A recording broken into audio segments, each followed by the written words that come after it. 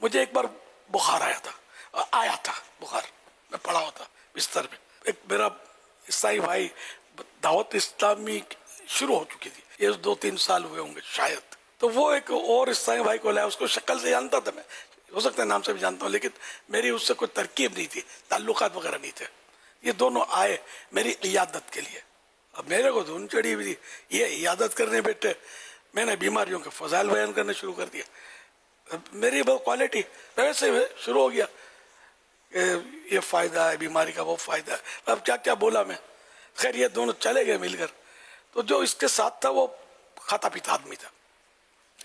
میرے دوست نے جو تھے عیسائی بھائی، انہوں نے بتایا کہ یہ آپ کی باتوں سے بڑا حیران ہوا کہ یار ہم کوئی پھڑیا ہوتی ہے تو ہم گلے شکوے کا جال بچھا دیتے ہیں. یہ بخار میں تفرا تھا اور ہم کو نصیحتیں کر رہا تھا اور نیکی کی دعوت دے رہا تھا اور یہ روایتیں سنا رہا تھا، حدیثیں سنا رہا تھا. تو اس نے بولا یار اس کو حج پہ بھیج دو. اب مجھے بیٹھے بٹھائے، مطلب اللہ پاک نے یہ کرم فرمایا کہ اس کو حج پہ بھیج دو.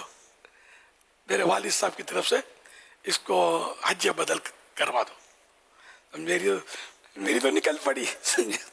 تو مجھے تو پتہ ہی نہیں تھا کہ میں 2 حدیثیں سناؤں اور اس کا مجھے اللہ پاک ایسا کرم فرما دے گا، دنیا میں صلہ ملے گا اور صلہ بھی ہو جو آخرت کا نفع دلائے گا. تو حج، چلو بھائی. ایک کنگال آدمی حج پہ چل پڑا. میرے پاس کیا تصور کہ میں اپنے پیسوں سے بھی حج کروں. تو میں مطلب حج پہ نکل گیا، الحمدللہ حج کی سعادت حاصل کی. پھر میں نے کچھ رقم بچائی کہ ساری مجھے ہڑپ نہیں کر دی جو دیے اس نے، بچا کر جو بھی خرچہ بچے گا وہ اس کو دینا ہے. میں نے بچا ہوا جو خرچہ رقم تھی وہ اس کو واپس بھجوا دی اس دوست کے تھرو. یہ اور امپریشن اس پر پڑا.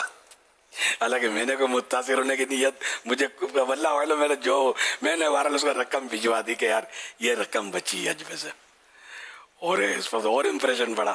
اس نے بولا تھوڑی اور رقم ڈال دیتا، اس کو بولا عمرہ کر لے. تو الحمدللہ مجھے عمرے کی سعادت بھی مل گئی اس طرح. تو یہ صبر کا فائدہ، بڑبڑ نہ کرنے کا فائدہ، گلے شکوے نہ کرنے کا فائدہ، بے صبری کا مظاہرہ نہ کرنے کا فائدہ اور نیکی کی دعوت دینے کا فائدہ، یہ جو میں نے اپنی آنکھوں سے دیکھا، یہ ایک بہت پیاری حکایت بن گئی، ایک واقعہ بن گیا. صلو علی الحبیب صلی اللہ علی محمد.